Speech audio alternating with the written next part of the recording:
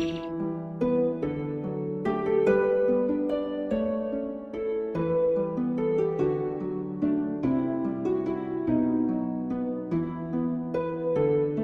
le fou qui est toujours bien présent au sommet, pourquoi lui en fait? C'est l'étape de la création la plus légère et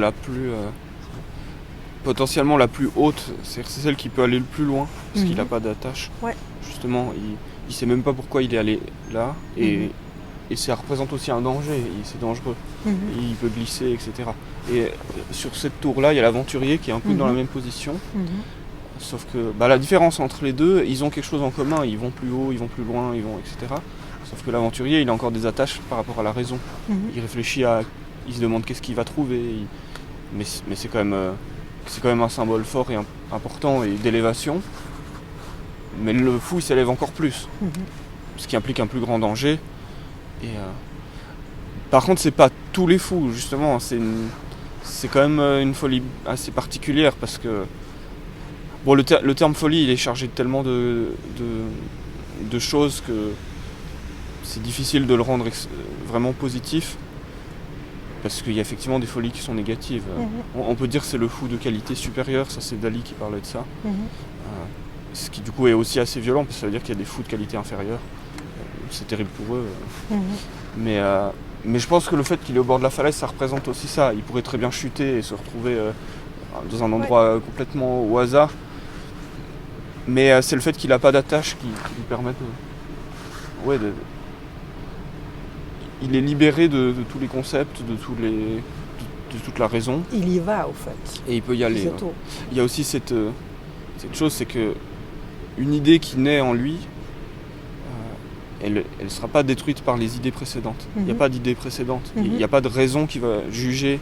Et donc n'importe quelle idée peut naître. C'est toujours un nouvel élan, c'est ça que tu veux dire? Les idées qui sont peut-être des petites braises qui peuvent donner une flamme plus tard, en général elles sont soufflées par la raison ou éteintes par la raison. Et donc le fou, c'est le symbole de celui qui est complètement protégé de la raison. Alors là, c'est en excès parce que c'est le symbole absolu. Évidemment, nous, dans notre existence, il faut qu'on puisse pondérer ça. Mais dans ce cas-là, le fou est le symbole de celui qui protège l'idée de la raison. Raison qui pourrait éteindre n'importe quelle idée qui est en train de naître. Idée qui sera potentiellement belle, mais la raison, donc les anciennes idées qui sont déjà bien cristallisées, bien lourdes, et ça c'est représenté dans la ville par les dragons, par ces créatures écailleuses. Les gens disent dragons ou lézards, mais enfin c'est égal, ce qui est important c'est qu'ils ont des écailles et des grandes dents, et puis qu'ils sont grands et griffus. Ces personnages-là, c'est les tu dois, c'est tous les tu dois de la raison, tu dois faire ceci, tu dois faire cela. Et on voit dans les deux constructions-là, donc dans cette tour qui est la tour de la raison, cette tour-là qui est la tour de la volonté, on voit une dispute entre tu dois et un autre personnage. Alors là, c'est je veux. Et là, c'est étrange parce qu'on a le même rapport, un personnage qui se dispute avec, sauf qu'on est dans un état plus ancien, la bataille s'est déjà produite, et le je veux est devenu un tu dois à son tour. Et il s'est mis une armure, il s'est mis une carapace. En fait, ça c'est on peut dire c'est la représentation en sculpture de cette évolution, c'est que on peut dire une espèce de folie, une espèce de volonté, je veux créer une idée qui devient puissante, qui se finit par se cristalliser et devenir un tu dois. Au départ, c'était quelqu'un qui voulait faire comme ça, qui s'est battu contre vents et marées pour le faire, et puis soudain, petit à petit plutôt, c'est devenu un tu dois, vous devez faire ainsi. Et ça, c'est pas un reproche, c'est plus une affirmation de ce cycle du pouvoir, en fait. C'est le cycle du pouvoir, mais qui se produit à la fois dans notre tête et à la fois dans notre société à des échelles plus grandes, avec des grands phénomènes comme le christianisme qui a remplacé le paganisme romain, et puis la philosophie des Lumières, etc. Alors là, c'est les grands phénomènes, mais dans notre esprit, c'est pareil. Il y a des idées qui finissent par se cristalliser, se durcir, et devenir des tyrans, des tyrans écailleux avec plein d'obligations. Et donc, dans la ville-là, alors là, on a fait les symboliques dans l'autre sens, en redescendant, mais en montant, on peut dire la première symbolique de cette ascension, c'est le travail, c'est le fait de porter des charges, c'est ces personnages-là, qui sont chargés de la ville elle-même. Donc ça veut dire, là c'est une manière de dire que la ville parle d'elle-même, c'est-à-dire qu'elle parle de la création, entre autres de la création d'une ville comme celle-là. Donc ça, c'est le travail. Et c'est le travail physique, donc le fait de porter des charges. Et c'est aussi le travail mental, le fait d'accumuler des connaissances, le fait de se charger des connaissances les plus lourdes. Dans mon cas, c'est l'architecture, la philosophie, le symbolisme, enfin toutes ces choses, et vouloir aller plus loin dans ces symboles. Et bien ces symboles, ces connaissances. Ces connaissances, à un moment, elles deviennent des charges tellement lourdes qu'elles deviennent des tu-dois, justement. Mais elles sont des tu-dois par nature. C'est ainsi qu'on a fait l'architecture, c'est ainsi qu'on a construit nos villes, c'est ainsi qu'on fait, c'est ainsi qu'il faut penser, c'est ça, etc. Et ben, ces charges, il faut les porter, et puis les porter le plus loin possible. Et à un moment, il faut inverser la chose et dire finalement, je veux. Ces charges, elles me disent voilà comment on a fait, bah moi c'est ainsi que je veux. Et là il y a ce moment de rupture qui est une violence, c'est ce combat, et puis finalement il y a une libération, et puis le fou c'est celui qui est même libéré de toutes ces choses.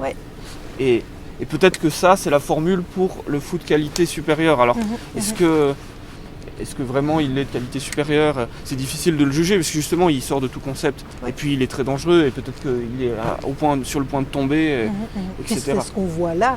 Et puis on ne sait peut-être pas s'il y a encore autre chose ailleurs, en fait. Et pour moi, enfin par rapport à moi, qui je suis par rapport à ces symboles, disons que c'est des choses que j'essaie de cultiver en moi. Enfin, peut-être que je me trompe, mais j'essaie de cultiver le fou. Mais si je cultivais que le fou, je ferais des tas de boue informes. C'est ce que je disais dans les défauts du fou, c'est que s'il n'y a que le fou, il n'y a pas de raison, de continuer quelque chose, par exemple. Donc ce serait des tas de boue informes. Et c'est pour ça qu'il y a les autres symboles. Les autres symboles sont une part d'ordre. Et ça, c'est quelque chose de central chez moi, et ça dépasse la ville. Ça concerne ma pensée ma pensée du monde, mais du coup ça concerne pratiquement toutes mes œuvres. C'est la rencontre d'un chaos qui est là symbolisé peut-être par le fou plus, ou alors par le quartier du vin et de l'ivresse, qui est dionysiaque du coup. La rencontre de ce chaos et de cet ordre, pour moi il est très important, la rencontre d'un chaos et d'un ordre. Et le fait que les deux peuvent étrangement peut-être, et là c'est peut-être un paradoxe, en tout cas pour la raison c'est un paradoxe, monter les deux. C'est-à-dire on peut amplifier un ordre et un chaos en même temps. Et l'amplification de ces deux choses, moi j'appelle ça la vitalité, et j'espère la retransmettre au-delà même des sculptures, qu'est-ce qu'elles veulent dire, dans la sensation même qu'on a d'une telle forme. C'est une vitalité que je trouve intense dans les prairies, dans les forêts, beaucoup dans les êtres vivants sauvages. On retrouve cette vitalité. Elle est assez difficile à définir, mais justement parce qu'on ressent un désordre et un ordonnement fort simultanément. Et je pense que dans cette ville, l'aspect, ça ressemble à une prairie, ça peut ressembler à une sorte de forêt. Fondamentalement, ce qui relie, c'est cette notion d'ordre et de chaos qui se rencontrent. C'est ce qui met en matière, en fait. Enfin, c'est cette matière à animer, en fait. Ou comment tu... ça la rend vivante, oui. Ça donne une sensation de vivant. Et dans des choses moins théoriques, on peut dire, qui amplifient cet ordre et ce désordre, l'ordre peut venir, et ça je l'ai peut-être déjà dit l'an passé, parce que finalement c'est la même chose, en tout cas pour cette ville et celle de l'an passé. L'ordre peut venir de l'idée un peu folle, donc ça fait de la folie, l'idée que des gens habitent réellement cette ville. Mais ça on va le prendre au sérieux, on va véritablement faire une rigueur de ça, on va dire, mais ils ont besoin d'un pont ici, et ils habitent vraiment ici, on va pas négocier avec ça, et ça apporte de l'ordre. Et donc le fait que ça apporte de l'ordre, mais qu'il n'y ait pas de plan, qui apporte du désordre, ça produit une sorte de vitalité, je pense. Il y a sans doute plein d'autres choses qui apportent cette vitalité, mais oui, ça c'est des petits éléments. Le fait de travailler intuitivement, pour moi, c'est très important. C'est ça. Mais comme tu disais, au fait, ça se manifeste partout, que ce soit dans le micro ou dans le macro, au fait. Cette vitalité, elle se manifeste, mais comme tu dis, tu la vis en toi aussi. Oui. C'est comme on pourrait dire, c'est presque une reproduction de ce que tu vis. De ma vitalité interne. C'est ça. Ça, c'est la tentative de faire de l'art. Pour moi, l'art, c'est l'expression intime de mon être. Il y a quelque chose que j'estime être. Peut-être que je me trompe. Ça, c'est des questions plus philosophiques. Est-ce que je suis un être ? Est-ce que je suis une multitude d'êtres ? C'est une recherche, on va dire. Ma définition, elle marche même dans le cas où je serais l'être de Dieu qui parle à travers de mon corps, etc. Quoi qu'il en soit, je ressens un être. Mhm. C'est peut-être mon ego, c'est peut-être un Dieu qui parle au travers de moi, c'est peut-être... Voilà. Eh bien, cet être, il a des particularités. Mhm. Et ces particularités, j'espère, je crois, qu'elles peuvent s'inscrire dans la forme, Ouais. c'est la sculpture, Oui. ou dans les contrastes de couleurs, c'est la Mhm. peinture. Mhm. Et donc, dans les grands arts, en tout cas, dans les grands arts, j'estime, oui, qu'il y a une part de l'être des individus qui peut ressortir. Mhm. Alors, dans la littérature, c'est par la jonction de sens, Mhm. c'est des petits morceaux de sens qui Mhm. viennent s'accumuler. Dans la peinture, c'est les contrastes, Mhm. etc. Et fondamentalement, ça pourrait même se retrouver dans le fait oui, ça pourrait se retrouver n'importe où. Mhm. N'importe quelle activité où cet être peut s'exprimer et laisser une trace, tend vers une activité artistique. Ouais. Après, pour moi, force est de constater que les grands arts, disons les anciens qui ont classifié les arts, ils se sont quand même pas trompés. Il y a des activités, on ne sait pas trop pourquoi, enfin, on peut y réfléchir, mais il y a des activités qui fondamentalement poussent, ou en tout cas il y a beaucoup plus d'éléments qui poussent à croire qu'il y a eu l'expression intime de l'être, notamment la sculpture ou la littérature, qui sont des grands arts. Alors pour prendre des termes qui moi me parlent, hein, enfin, tout à coup tu sens qu'il y a quelque chose qui vibre autrement en fait. Mhm. En me mettant par exemple en lien, tu vois, enfin. Oui, avec une intensité. Voilà, une intensité.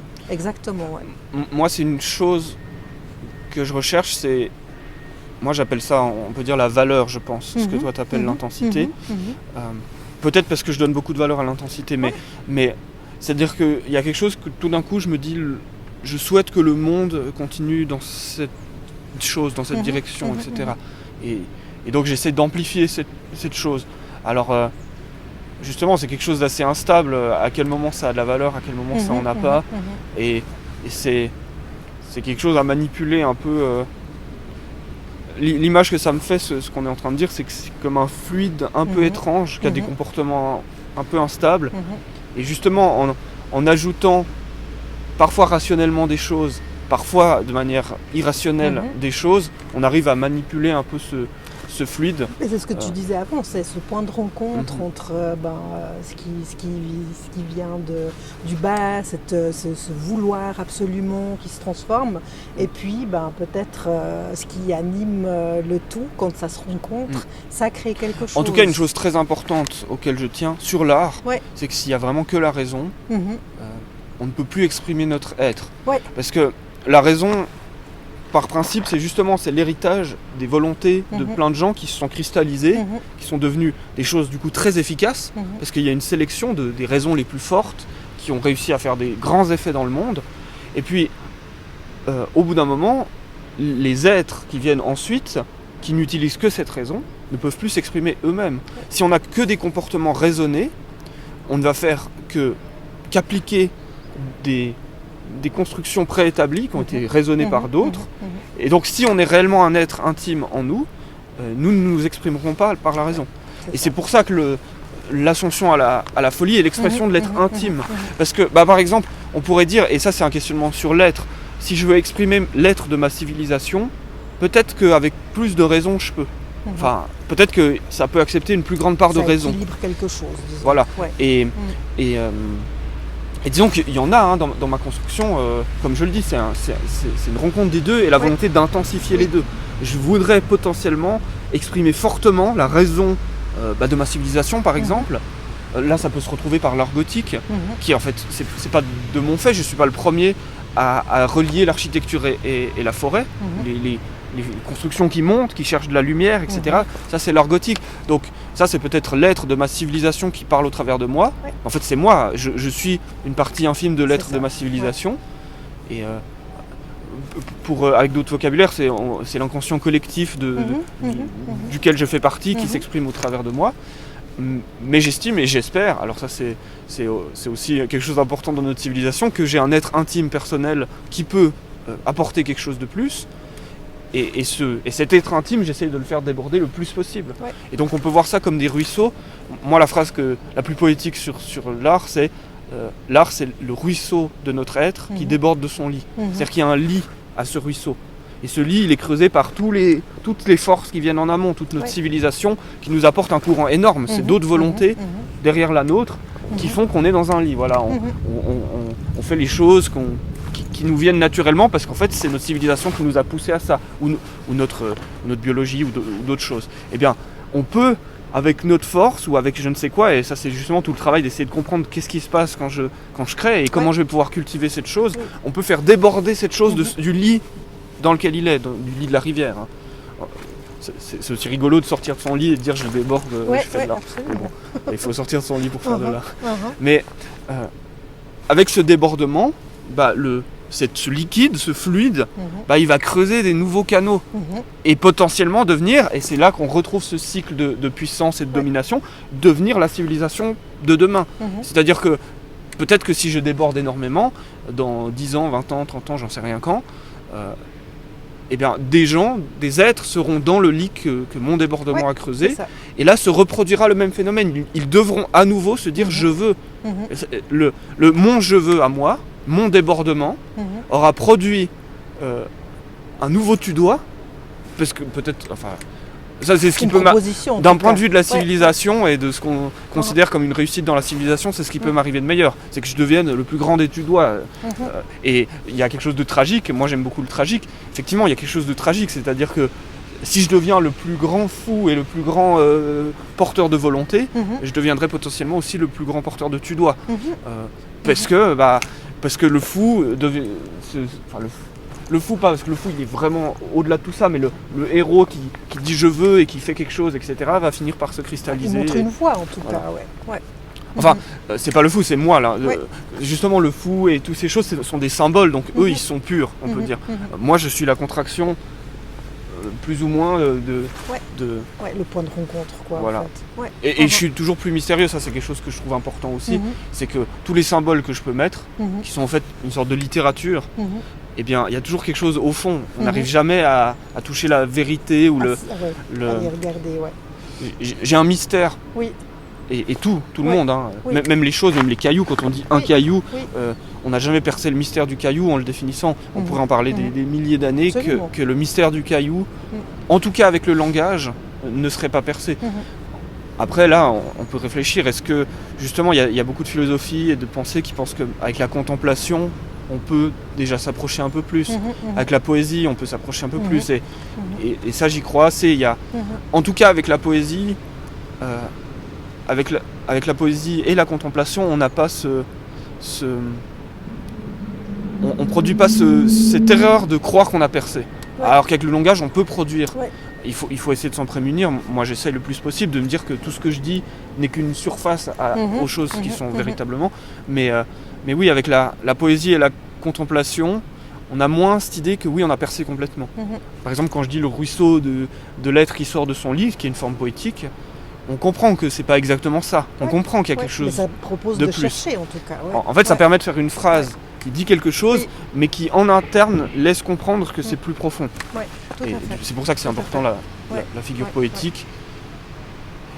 Et la contemplation. Alors la contemplation, par contre, c'est pas pour l'échange. La contemplation, je sais pas exactement, mais peut-être qu'on peut aller encore plus proche de la chose qui est véritablement ce caillou en le contemplant.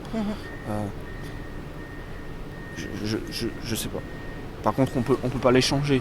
On peut pas échanger la contemplation. On est obligé de repasser par de la communication. Oui, c'est ça. Communiquer, absolument. Toi, tu peux dire aussi que tu te sens... ça rejoint tout ce qui a été dit là, mais tu te sens tout à coup traversé par quelque chose. Oui, moi j'ai cette impression. Bon, j'ai beaucoup d'impressions, mais il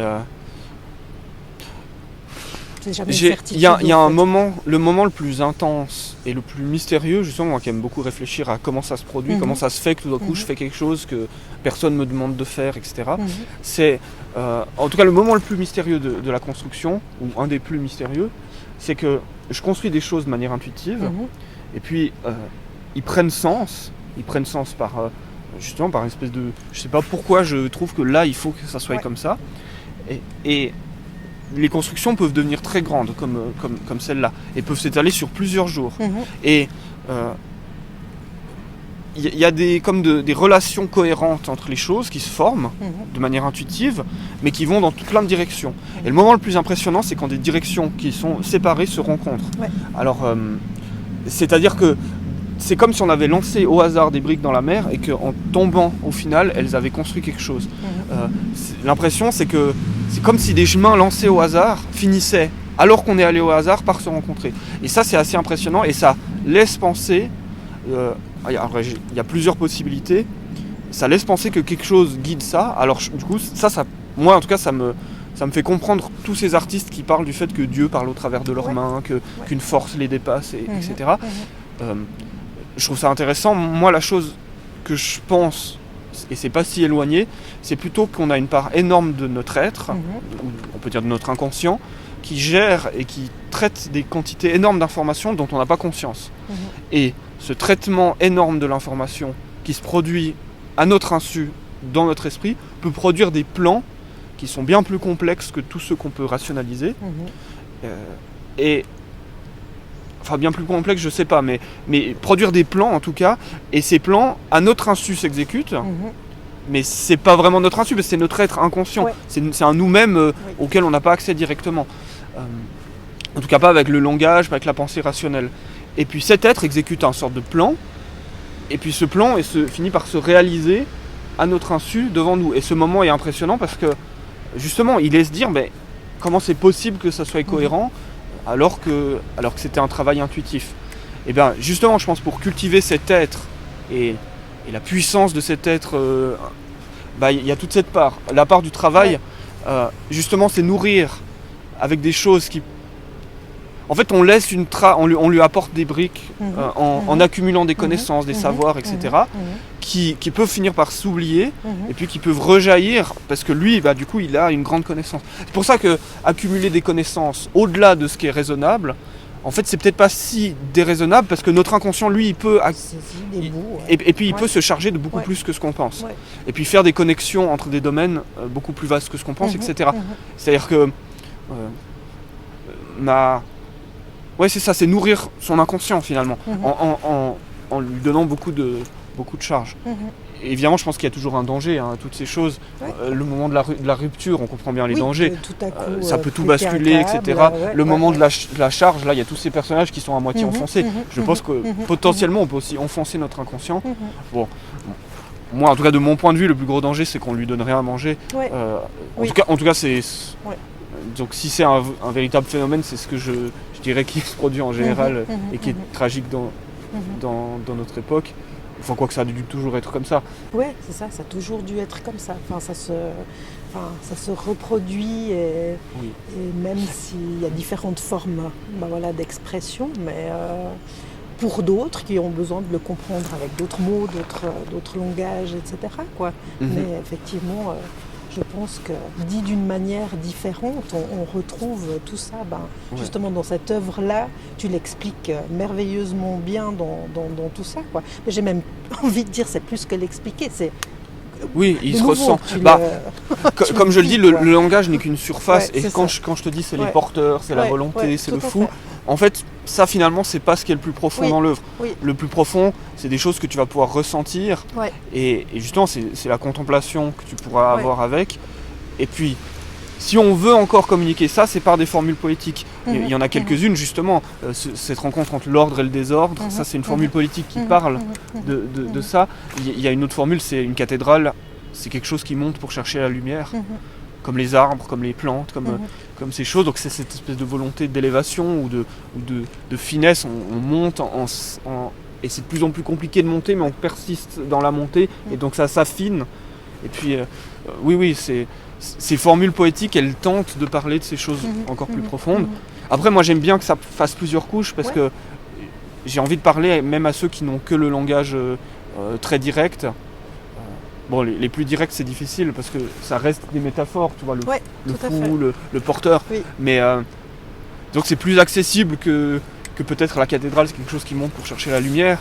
Et puis voilà, j'essaie de faire comme une porte à plusieurs tailles pour que je sais pas si je veux que le maximum de gens puissent comprendre, mais oui, dans le fait d'extérioriser, il y a quand même la volonté de connecter avec d'autres êtres humains. Ouais. Surtout dans une œuvre comme ça, où je savais que je voulais la montrer. Ouais, Donc, tout à fait, tout à fait. C'est un langage qui peut être, en tout cas, saisi par différentes personnes. Ouais. Ouais. Tout à fait, c'est génial. Et potentiellement, c'est des choses que j'essaie d'hurler, mais que Ouais, je ne peux pas oui, hurler en oui, mots, oui. et donc elle s'exprime se, autrement. du coup, on ne dit pas ça hurler, mais elle surle l'équivalent de hurler en sculpture en Ouais, forme. ouais. Elle se matérialise. Ouais. Enfin, ouais. T'as quelque chose d'autre qui te tient à cœur comme ça, dont justement cette expression de toi que tu voudrais communiquer peut-être aux gens qui nous écoutent là, au sujet de l'art ou au sujet de la nature, parce que c'est quelque chose que voilà, on a vraiment en commun par rapport à cet amour de la nature. Voilà, je te laisse vraiment sentir ce qui te... C'est difficile de répondre parce que c'est très vaste. Mais bon, je sais pas quoi te répondre. Ouais. Mais parce qu'en fait, j'ai abordé plein de choses. Après, si on veut pas couper abruptement la chose, je peux te parler aussi d'une figure très importante dont j'ai pas du tout parlé. C'est l'ermite. Et l'ermite, lui, il est le symbole de l'isolement, qu'il soit physique ou mental. C'est la capacité de soi-même avoir un soi-même coupé du reste. Et maintenant que je t'ai raconté tout ça, on comprend en quoi il est une figure clé.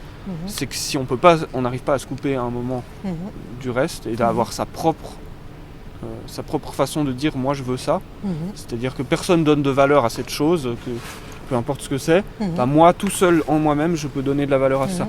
Ça c'est la capacité de l'ermite qui peut donner de la valeur de par lui-même. Il n'a pas besoin d'autres êtres humains. Oui. Après pour la nature, pour la nature, on peut partir de la sculpture elle-même. Moi, je serais très heureux si les insectes habitent dans la ville. Et j'aimerais bien que les plantes reprennent un peu partout autour. Et ça, c'est une figure tragique et romantique de l'humanité qui se fond avec la nature. Je crois pas, là pour le coup, je crois pas que c'est spécialement... Enfin, je suis pas très particulier là-dedans, quoique, je sais pas.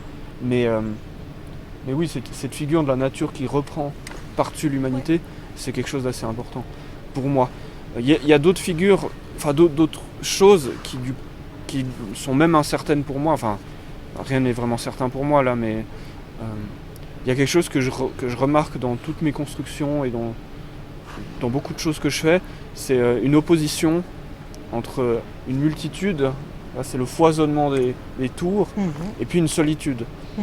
Alors le plus clair c'est l'ermite, mais à chaque... alors je sais pas ce que ça veut dire exactement. Je crois que c'est mon rapport avec les gens, quoi, avec l'humanité, qui ressort là-dedans. Alors il n'y a rien qui est dit exactement, mais j'ai un rapport assez compliqué avec les gens. Il n'est pas compliqué, mais il est très instable et il n'est pas résolu, quoi. Je peux pas dire que je suis quelqu'un que j'aime les gens, ou je peux pas dire que j'aime pas les gens. Moi j'avais ce terme que j'emploie, c'est le philanthrope-misanthrope.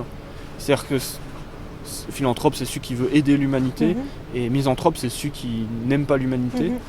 Et je crois que dans mon cas l'un et l'autre sont liés, c'est-à-dire que je suis misanthrope parce que je suis philanthrope, et je suis philanthrope parce que je suis misanthrope, ce qui crée une boucle conflictuelle assez étrange, qui du coup produit de l'intensité. Et ça pour moi, ça a de la valeur. Peut-être est-ce que ça a un sens, tu vois, de se retirer justement des bouts, de connecter à certaines choses et de pouvoir aller dans le monde. Revenir vers les gens. Revenir vers les gens. Et puis peut-être, justement, il y a cette intuition que tu as que ce monde, il n'est pas juste ce qu'on voit à gauche, à droite, dans la politique ou dans je sais pas quoi, pour prendre que ces sujets-là, mais que c'est fait d'autres choses. Et peut-être que ça devient un peu plus intense et un peu plus intéressant quand on peut échanger sur d'autres sujets, ou en tout cas des valeurs ou des sens ou des sensations peut-être communes. Mes craintes pour la société, les choses qui me terrifie le plus, c'est on peut dire la mécanisation, mais c'est le fait que tout devienne technique. Et c'est lié à la raison. Hein. La raison, c'est le fait qu'on reste tous dans un canal. La chose qui s'est produite, c'est que je crois qu'il y a des canaux tellement profonds qui ont été creusés, et du coup ils sont extrêmement efficaces. L'eau peut ruisseler à toute vitesse, mais c'est tellement puissant, c'est la mécanisation, c'est l'industrialisation. On est en train de produire une humanité qui a potentiellement plus de mal à émerger de son propre canal. Alors, le positif, c'est qu'on est devenu très efficace. On produit comme pas possible, mais en fait, je ne veux même pas parler spécialement de la société, je veux parler des individus qui sont dans cette société. Moi, j'ai une crainte, c'est que l'individu disparaisse. C'est-à-dire que j'ai l'impression que énormément de gens, alors c'est difficile parce que moi je croise peu de gens, et puis finalement des fois on ne sait pas si on se trompe sur les gens parce qu'on les voit que 10 minutes et puis on ne sait pas qui ils sont fondamentalement. Mais j'ai ces sensations que les gens ne veulent plus, ils font. Juste ils font ça, ils sont dans un travail et puis ils le font pas parce qu'ils veulent. Plus, enfin, ils ressentent plus. Ils font pas la chose qu'ils sont en train de faire précisément parce qu'ils veulent. Ils le font parce que voilà. Et puis en fait le parce que c'est parce que la civilisation, parce que la technique, parce que les obligations, etc. Et ça c'est terrifiant parce que ça peut prendre des proportions énormes, parce que le patron il le fait parce que, et puis l'employé ou le cadre il le fait parce que, et l'ouvrier le fait parce que, et personne ne sait qu'est-ce qu'on fait. Enfin, personne n'a de volonté derrière. Et donc c'est une énorme volonté technique. C'est une énorme machine qui veut produire des ressources. Pourquoi ? Pour pouvoir reproduire encore plus de ressources. Pourquoi ? Pour produire encore plus de ressources, etc. C'est une boucle technique qui s'accroisse elle-même. Et évidemment, le danger pour la nature, il est évident. Heidegger appelle ça l'arraisonnement. C'est le fait que la machine technique prend la nature et dit c'est à moi. On en fait des ressources, ça augmente la machine technique, qui peut prendre plus de ressources, qui augmente la machine technique. C'est la boucle comme ça. Alors le danger pour la nature est évident, donc j'ai même pas besoin d'en parler vraiment. Et puis voilà, tellement de gens en parlent que est-ce que j'ai vraiment quelque chose à dire par-dessus ?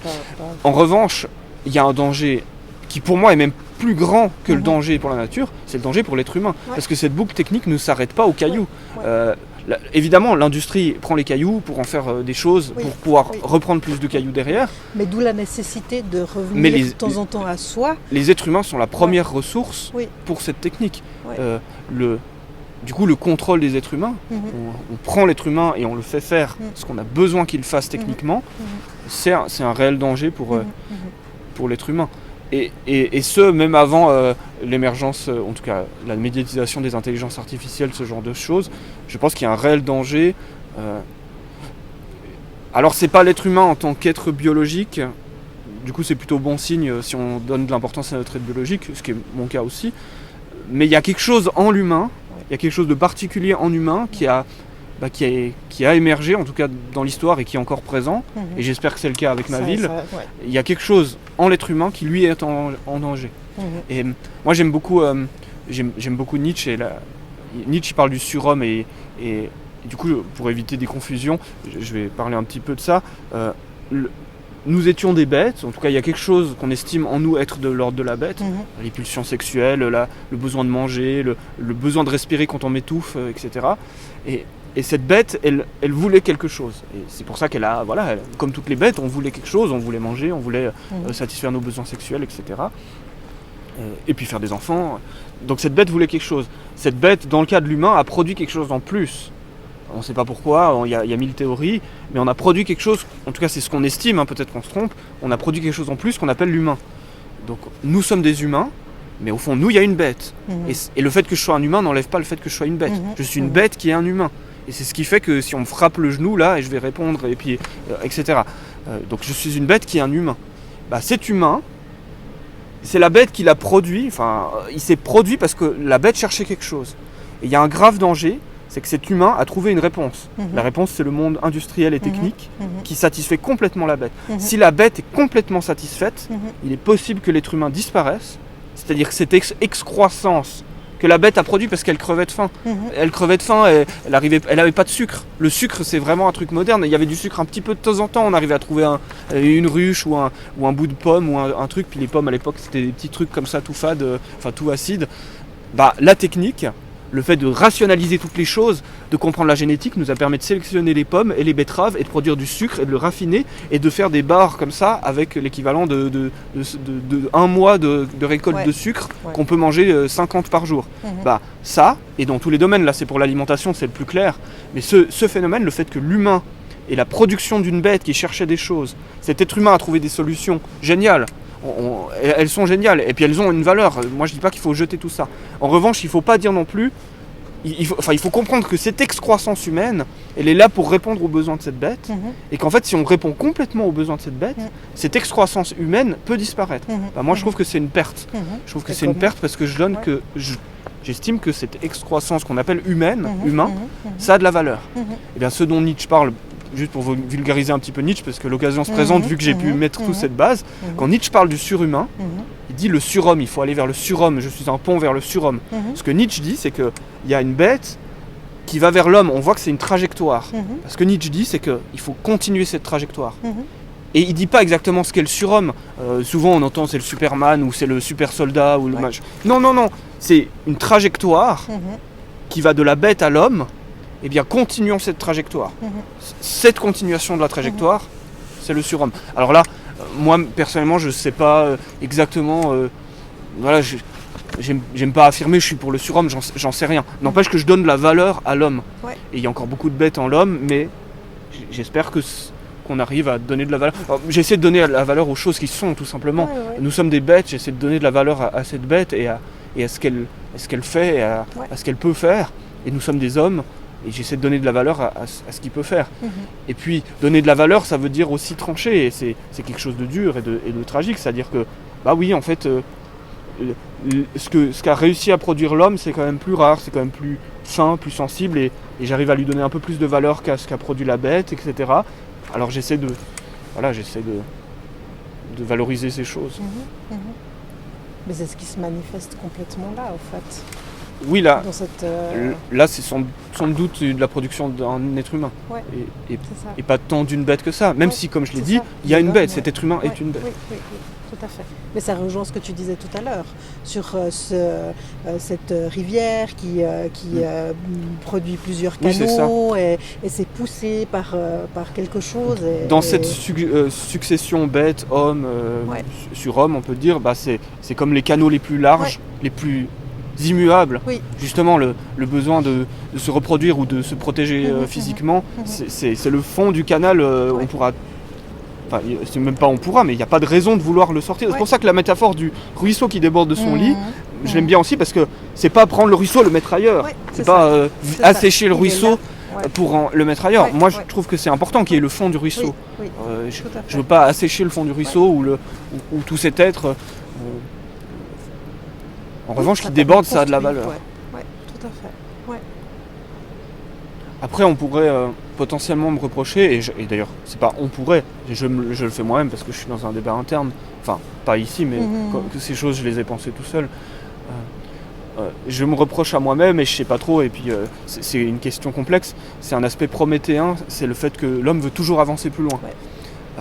Moi, je donne de la valeur à ça, justement, avec ces canaux, mais ça pose beaucoup de problèmes. Est-ce que véritablement, est-ce qu'il n'y a pas un problème avec la pensée prométhéenne ou avec cette volonté prométhéenne de l'homme de toujours aller plus loin, de toujours dépasser? Ça, c'est un vrai questionnement. C'est un vrai questionnement et les réponses à ce questionnement, on peut les trouver que dans des pensées très philosophiques ou théologiques qui vont englober la raison même de l'homme. Quelle est la raison de l'existence? Comment on construit la raison de cette existence? Est-ce qu'on a besoin d'une raison, etc. Et puis surtout la réflexion sur la valeur. Comment on produit comment on dit ça a plus de valeur que ça? Pourquoi ça aurait de la valeur que l'humain est plus loin? Justement, qui s'élève, qui se raffine, etc. Et puis jusqu'où, en fait? C'est ça. On pourrait dire, est-ce que ça va pas? Est-ce que ça suffit pas d'être une bête avec plein de machines qui nous nourrissent, puis on est des bêtes? Pourquoi on donne de la valeur à ça? Bah ça, moi, personnellement, on peut dire le cœur le plus simple à expliquer de ma construction de la valeur, c'est la vitalité. Et c'est ce dont on parlait avant. C'est la rencontre d'un ordre et d'un désordre. Et il y a une façon un peu plus concrète de l'expliquer, même si ça reste théorique.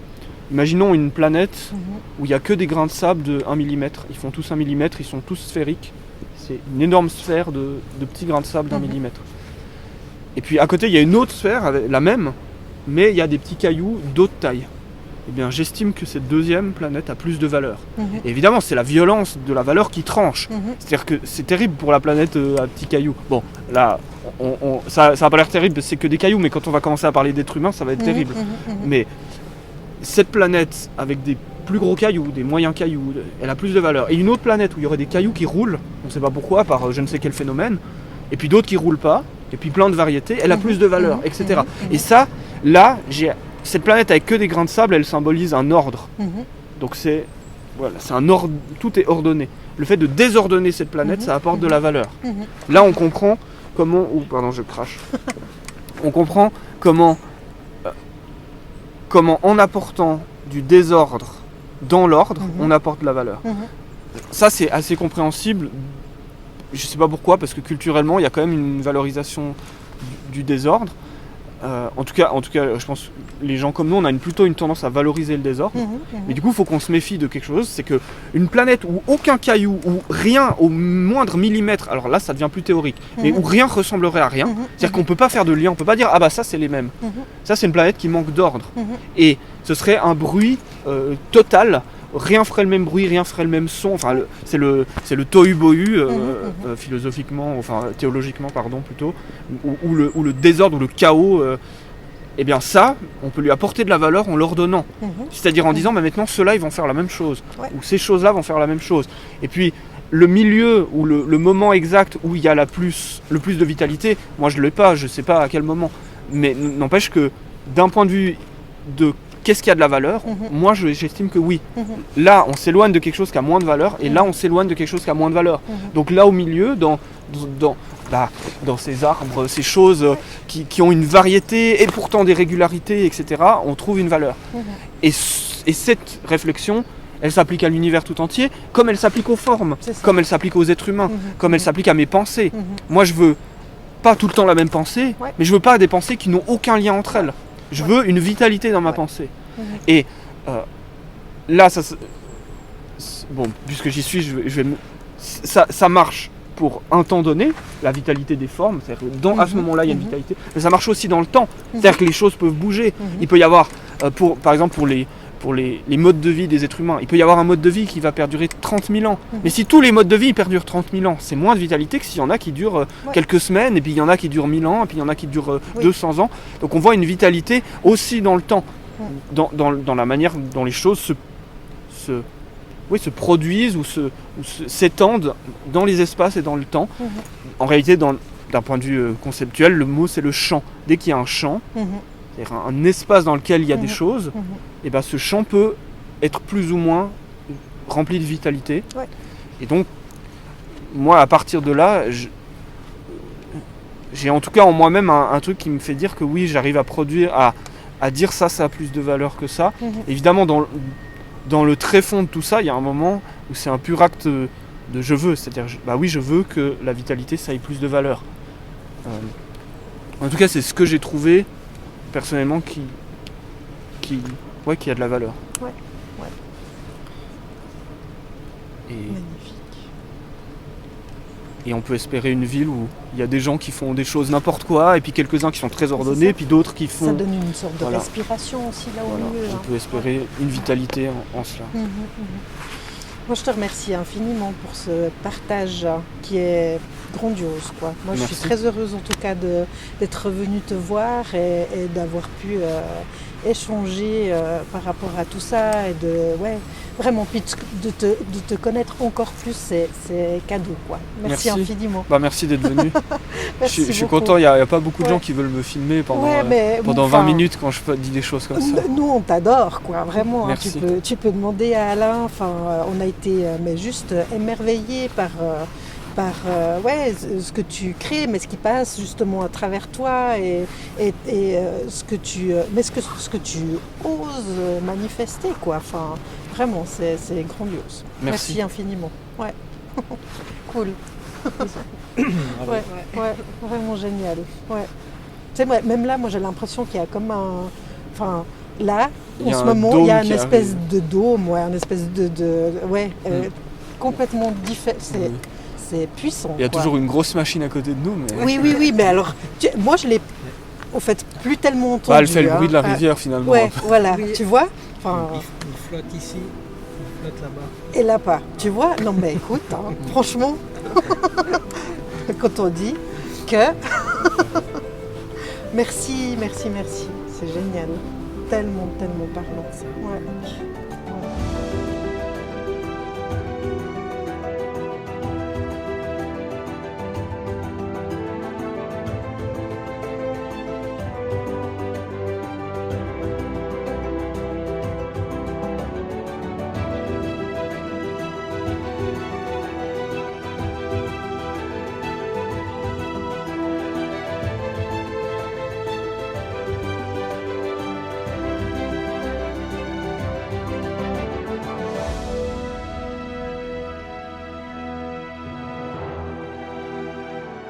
Ça peut paraître bizarre et infondé, mais depuis que je construis cette ville, j'ai la sensation de soigner quelque chose ici. J'ai l'impression que je suis en train de guérir quelque chose, et donc je dois faire un effort, comme s'il y avait une plaie béante qui sointait, et moi je dois aller mettre mes mains dans ce qui est sale, et puis c'est difficile et c'est dur. Et donc je ressens une difficulté à construire la ville qui est ici, contrairement à la ville qui était à la rivière, où je sentais quelque chose qui me ressourçait énormément. Évidemment, tout ça, c'est un jugement a posteriori.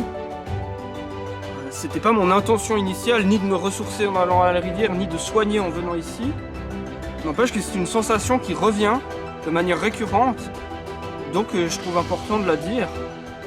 Et elle pourrait s'expliquer de manière rationnelle, de par le fait que l'endroit ici est beaucoup plus proche de l'industrie. Il y a de l'industrie juste en dessous, il y a des bruits de machines, d'ailleurs vous les entendez peut-être. Il y a la route juste là, et donc c'est un lieu de forêt qui a été beaucoup plus violenté, on peut dire, par la mécanisation. Est-ce que c'est pour ça? Est-ce que c'est ça qui me fait penser que je soigne cet endroit, et donc c'est une lubie, une imagination qui dérive dans cette direction? Je sais pas.